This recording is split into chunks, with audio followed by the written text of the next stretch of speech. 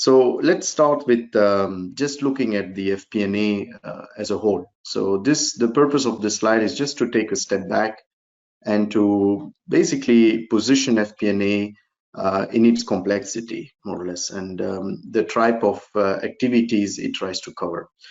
So, the role of FP&A has not changed so much. We talked today about transformation, so I'd like to talk about what stayed and what changed and how we can adapt ourselves to be much better attuned to what we want to achieve. What did not change is the fact that it's a complex environment. You see that here, FP&A is involved in measuring the activities of the organization, be it manufacturing or service-oriented. It's influenced by internal processes, what Larissa mentioned earlier. You have people, process, and technologies. You have still the same interactions with external factors, customers, suppliers. You have, based on the industry you are in, either FDA regulated or other regulatory bodies, technologies around that. And FP&A is trying to cover all that, and that has not changed so much. What has not changed either is FP&A is very much involved and is measured upon an important deliverable, which is the forecasting accuracy. So to be able to predict future, so to say, and to be able to deliver results based on what we predict is a tall tasking, but that's still very much relevant. FP&A is also tasked about improving the financial health of an organization, and on the other side, to strike a balance between financial health, but also to support growth, and then to move into different scenarios and support insightful decisions in order to nurture growth. So if we move about, if we try to take a step, see what has changed now, or what are the new factors that came in, we definitely see more complexities. We see more volatility. To stay in phase with what we see now, a vaccine for COVID, for example, probably requires something like 3,000 materials sourced out of 30 countries and so forth. So you have a much greater supply chain complexity. We have data all over the place. The ecosystems have also evolved and changed. So all of this actually requires our FP&A organization also from a practitioner standpoint to adapt in order to still deliver the objectives that we are assigned to. So we will see that in the next slide. So if we just check that one. So this is about the diagnostic step. So it's to link back to what you heard earlier, what you heard Larissa mention about your maturity model. Before moving into any transformation journey, I would try to understand where my organization is. And in my previous organizations, I can think of two elements. I would say one is the sales forecasting. So we had situations where we had actually a tool that used statistical methods which would automatically predict a certain volume level, a certain activity level for the future. And you could come in and you could add market intelligence, for example, to adapt or change the top line. The top line forecast is one of the most complex tasks, and also one of those activities which define the deployment of other resources. So that's an important activity. So this model, I mean, it helps you to see where you are, basically. Is it more traditional? Is it more system-oriented? Is it looking at the past, or is it a combination of past and future? Is it silo, or is it better integrated? Because again, we can think of that aspect as well, that FP&A needs to be actually well integrated into the other areas, be it operations or any other functional area. So we can look at FP&A in three aspects, basically, if we use this model. One is the breadth. So whether this is an internal type of information, the FP&A, what I just mentioned, or is it a combination of an internal and external? We can also look at it at its depth.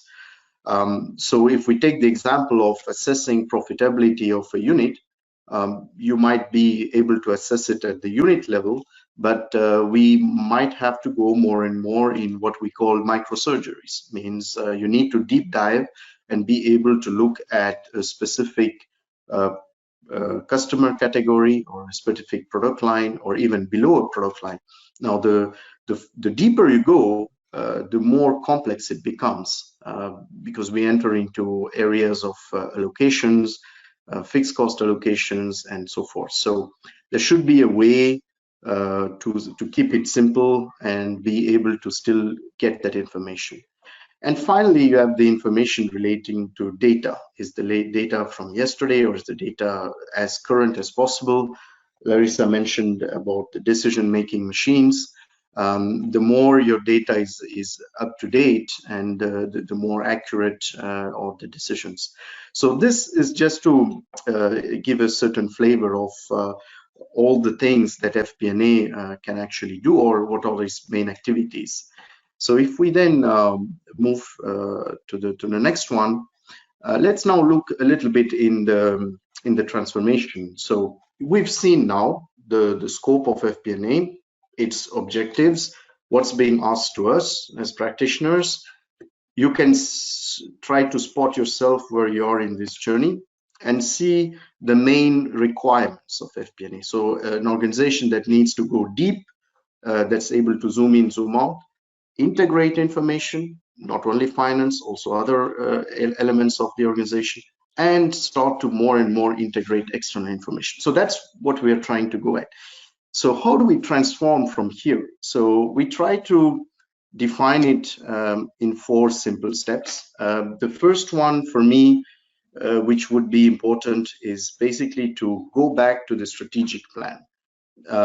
That strategic plan is basically the blueprint, that shows where the organization is heading in for the next 5 or 6 years.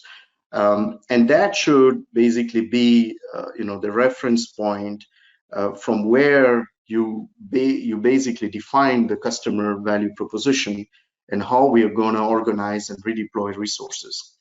Then besides that, you have to then come in and define an integrated and cohesive process so that we get a goal congruence. So getting a top line improvement is not only a finance or a sales activity. It's basically a consequence, and it has to go into goals for across the organizations, from procurement into production, into quality, into sales and finance. So there needs to be a goal congruence, and FP&A will support it, and to support its alignment and track it.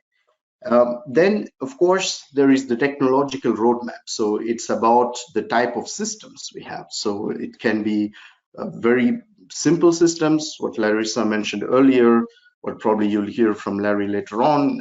As Excel, it can be a bit more sophisticated, could be integrated, but basically it should serve the purpose. So it should through the budget, the skills that you have in your environment, it should be adapted to the goals that we are trying to achieve. And last but not least, of course, people satisfaction, empowerment, and training our people and our organization to use those systems, those processes, in order to move more and more from a number crunching standpoint to an interpretive standpoint, and support the business in delivering those insights and taking interesting decisions.